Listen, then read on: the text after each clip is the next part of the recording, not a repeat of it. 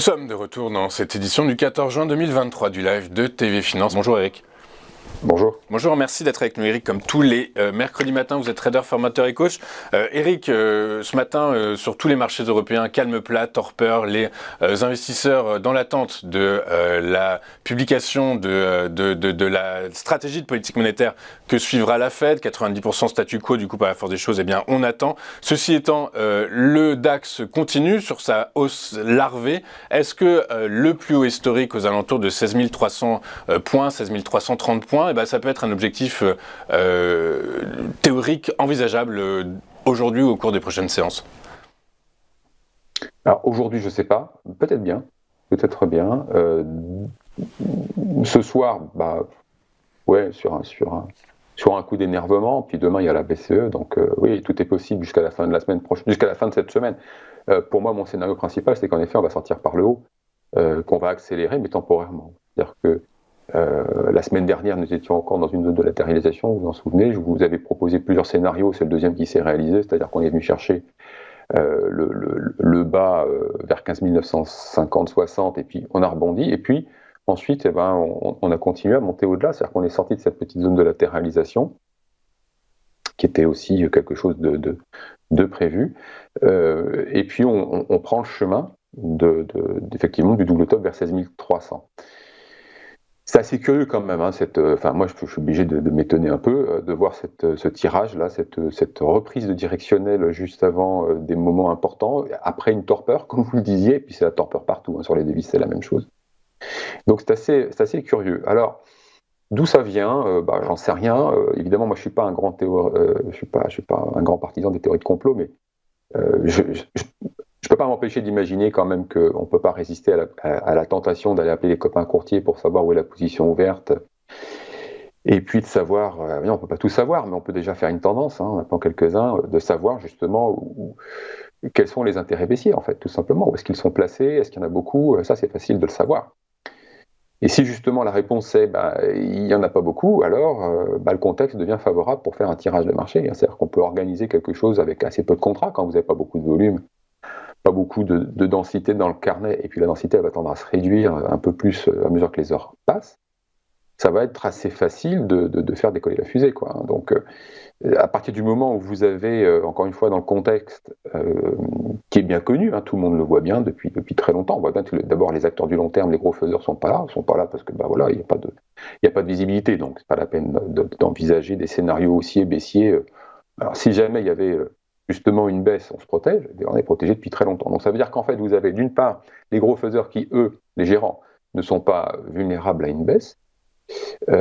Si en plus vous avez des intérêts baissiers modestes, ce qui peut se comprendre, les baissiers ne sont pas idiots, hein, ils savent très bien analyser le contexte de la même façon, ils savent très bien que les potentiels de baisse sont très très limités, puisqu'à partir du moment où vous ne pouvez pas provoquer des ventes massives à cause d'un embêtement, parce que comme on est protégé, le niveau d'embêtement n'existe pas ou est quasiment inexistant, donc vous ne pouvez pas avoir de relais baissier. Donc s'il n'y a pas de relais baissier, autant se tourner du côté de la hausse et essayer de tirer un petit peu le marché. Parce que si vous tirez le marché, vous pouvez l'aider à monter, c'est-à-dire que vous pouvez commencer justement à déclencher un niveau d'embêtement pour ceux qui ont un scénario baissier. Et ceux qui sont déjà dans le marché, c'est-à-dire que je pense essentiellement aux vendeurs de call. Les vendeurs de call dont c'est le métier de vendre des options. Alors ils vendent différemment des calls, des puts, eux ils sont là pour encaisser des primes sur les options vendues. Et ce qu'il faut bien comprendre, c'est qu'à partir du moment où ils ont encaissé des primes, ils ont ouvert un risque jusqu'à l'échéance. Donc, c'est pas idiot de penser que, justement, dans cette grande zone de latéralisation dans laquelle on évolue, avec à l'intérieur des plus petites zones, comme le diamant qu'on avait fait, puis ensuite sortie du diamant, et puis, évidemment, pas de relais aussi comme prévu, puis ensuite une latéralisation, et puis maintenant on sort de la latéralisation. Dans cette ambiance-là, dans cette zone de jeu, les options, c'est pas mal. Parce qu'à partir du moment où vous avez des rendez-vous comme ceux qu'on a là, eh bien, ça peut très bien partir dans un sens ou dans l'autre. Alors on peut faire ces jeux en disant, je fais par exemple un scénario avec une sortie par le haut, une sortie par le bas, et on achète des options pour faire ça. Donc on prend une échéance à 1 mois, 2 mois, peu importe, on fait son marché parmi les options qui sont disponibles et puis les différents niveaux d'activation, des strikes. Et à partir de là, vous avez des vendeurs d'options qui ont vendu, qui ont ouvert des risques, et si le marché se met à monter, ceux qui ont vendu des calls sont obligés de se défendre, parce que quand vous êtes vendeur d'options, vous avez ouvert un risque total. Et donc, par conséquent, pour se défendre, qu'est-ce qu'ils font? Ils achètent le sous-jacent. En l'occurrence, s'ils ont vendu des options call sur l'indice DAX, et à ce moment-là, ils sont obligés d'acheter le futur DAX. Et donc, ils participent de la hausse. C'est logique. Mais c'est contraint, c'est-à-dire que c'est de l'achat, de la contrainte technique, c'est de l'achat contraint. Évidemment, vous avez aussi quelques vendeurs, probablement, certainement à la marge, qui vont être obligés de racheter des positions vendeuses. Mais bon, je les vois mal avoir initié des positions vendeuses aussi bas, donc probablement plutôt vers 16 300. Mais comme je dis, je pense qu'elles sont relativement modestes. Donc ça veut dire qu'à partir du moment où ça va monter, si on pousse un petit peu le marché, et il ne va pas falloir beaucoup de contrats pour pousser le marché à la hausse, parce qu'il y aura peu de densité justement avant les annonces, alors vous allez obliger justement de la gestion de delta, qui est une gestion algorithmique. La gestion de delta sur les options vendues, c'est algorithmique. Donc le vendeur, l'algo, il se pose pas de questions quand il faut acheter ou vendre. Il y va. C'est sa programmation. Donc mon scénario principal est en effet qu'on va sortir par le haut. En tout cas, on va tester une sortie par le haut pour voir justement qu'est-ce qu'il peut se passer après. Alors, sur le terme, je pense qu'il ne peut pas se passer grand-chose. C'est-à-dire qu'à partir du moment où le terrain de jeu est livré à la spéculation, évidemment, puisque les gérants sont là, spectateurs, on ne peut pas compter, en effet, sur un relais haussier. Mais bon, on ne sait jamais. Sur les marchés, tout est possible, même l'impossible, ça c'est bien connu. Donc, testons, allons voir vers le haut si, justement, on peut avoir du relais. On n'est jamais à l'abri d'une bonne surprise. Et donc, par conséquent, on essaye comme ça, parce que c'est de ce côté-là, en fait, que les probabilités d'enclencher quelque chose sont les plus nombreuses. Donc là, il va se passer pas mal de choses sans doute. Je ne dis pas que les intérêts spéculatifs sont monstrueux, mais ça va être le terrain de jeu où la spéculation va pouvoir se déchaîner. Donc mettez pas un doigt dans le marché, ni aujourd'hui ni demain, sauf si vous avez des stratégies très solides sur lesquelles vous pouvez compter. Et puis restez spectateur, on reprendra les affaires lundi. Ok, très clair. Donc ce que vous nous conseillez, si je comprends bien, c'est qu'effectivement c'est donc ce soir Fed, mais ça fera bouger les marchés demain matin et demain après-midi BCE. Du coup, par la force des choses. Ce soir. Et ce soir. Mais du coup, par la force des choses, vous nous dites, vaut mieux rester à l'écart. Ça va créer évidemment, il va y avoir de la volatilité, mais ça va être une volatilité, je dirais, superflue d'une certaine façon. Comme souvent la volatilité dite intraday. C'est pas parce qu'on a toujours la volatilité dans la journée, intraday ou à 2 jours, voilà, bon, peu importe, c'est une volatilité qu'on voit à l'intérieur de la séance, qu'il faut mettre en opposition avec la volatilité implicite, celle qu'on lit sur les options. Celle-là est beaucoup plus long-termiste et traduit pas du tout les mêmes, c'est pas la même analyse. Mais en effet, pourquoi se faire balader avant les stats, les carnets se vident. Donc s'ils se vident, il n'y a pas de densité. S'il n'y a pas de densité, peu de contrats pour faire bouger, c'est facile. Donc pourquoi se retrouver dans des situations comme celle-là? Autant, rester spectateur en fait. Et justement savoir que ça va se passer comme ça, en se disant, je reste à l'écart, je ne me fais pas avoir.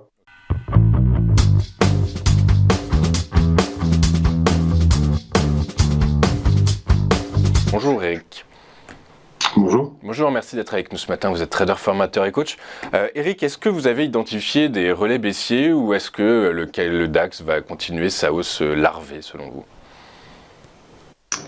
Alors, je n'ai pas identifié de relais baissier, pas plus que je n'ai identifié de relais haussier la semaine dernière.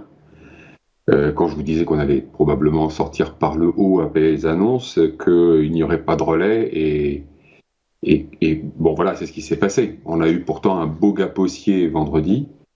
Donc, ça a confirmé le fait que, en effet, ça sortirait par le haut. Gap haussier de 100 points, pas neutre, avec un tirage de 100 points derrière, et puis plus rien du tout. Donc, ça s'est immédiatement redégonflé. Lundi, on a fermé le gap, hier, on est retourné à la case départ. Et là, à l'instant T, nous sommes sur un niveau, alors qui maintenant est un support, 16 240, 270. Tant qu'on tient au-dessus, le DAX peut encore rebondir. Mais en effet, oui, une hausse qui peut continuer, une hausse larvée. Alors par à-coup, en fait, elle est assez bizarre cette hausse. En fait, c'est une hausse qui est essentiellement spéculative. Je pense que maintenant tout le monde a compris qu'il n'y avait pas d'achat de conviction quand le DAX affiche des plus hauts historiques vendredi. On comprend aussi, alors peut-être pas forcément, c'est peut-être pas forcément évident, mais en tout cas, c'est pour comprendre, c'est que ceux qui achètent au plus haut, alors il y a toujours des gens qui pensent qu'ils vont rater le train, donc il y a des acheteurs qui rentrent en position tout en haut, c'est ceux qui plantent le drapeau, mais je pense qu'ils ne sont pas très nombreux. Ceux qui ont acheté tout en haut, ce sont surtout des vendeurs à découvert qui ont fermé leur position. Donc ils envoient des ordres d'achat et c'est comme ça qu'ils sortent du marché en prenant leurs pertes, parce qu'ils ne peuvent plus tenir la pression mise sur les vendeurs à découvert avec un gap haussier de 100 points plus un relais haussier. Ce relais haussier, il vient essentiellement de la spéculation encore, de vendeurs de calls qui sont obligés donc de ce qu'on appelle gérer le delta, donc fermer des risques sur des ventes d'options, des calls principalement évidemment, et puis derrière des liquidations, parce qu'il y a forcément des liquidations qui se mettent en place à ces moments-là, liquidation des courtiers qui vont virer toutes les positions qui ne satisfont plus aux marges requises, puisque nous sommes sur des produits dérivés égale effet de levier, échéance, contrainte technique. Donc au bout d'un moment, ceux qui ne peuvent plus tenir leur position, ils sont obligés de sortir, et puis s'ils ne le font pas eux-mêmes, les courtiers le font pour eux, parce que c'est leur obligation aussi. Donc voilà, ça provoque des à-coups, ça provoque les acheteurs qu'il faut, des vendeurs qui rentrent en position parce que l'évidence d'une absence de relais fort amène aussi des ouvertures de position sur les points hauts, ce qui est logique. Alors c'est un peu rock'n'roll, faut savoir le faire. Moi je le fais pas, c'est sûr. Et voilà, et donc ça s'arrête, ça repart en arrière, il y en a qui encaissent, ça commence à s'arrêter, on comble le gap, et voilà, on s'arrête ici sur ce niveau. Pour l'instant, en tout cas, donc c'est pullback, donc comme le montre mon graphique, qui est une figure classique. Voilà, ce qui était une résistance devient un support et qui peut refaire bondir le DAX tant qu'on tient au-dessus. Donc c'est aujourd'hui que ça va se jouer essentiellement, je pense. Mais par contre, c'est pareil. Voilà, il ne faut pas attendre qu'on remonte avec à nouveau des plus hauts historiques. Au mieux, on fera un double top. À moins qu'il y ait quelque chose de nouveau dans les tuyaux. Mais franchement, la chose nouvelle dans les tuyaux qui pourrait faire bouger le DAX, aujourd'hui, je ne la vois pas dans le sens de la hausse, je la vois plutôt dans le sens de la baisse. Qu'est-ce qu'on pourrait sortir du chapeau ? Si, bon voilà, arrêt de la guerre en Ukraine. Mais enfin, est-ce que la guerre en Ukraine, aujourd'hui, est un frein d'une manière ou d'une autre ? Ça y est, c'est dans la vie courante, les marchés n'en tiennent plus compte.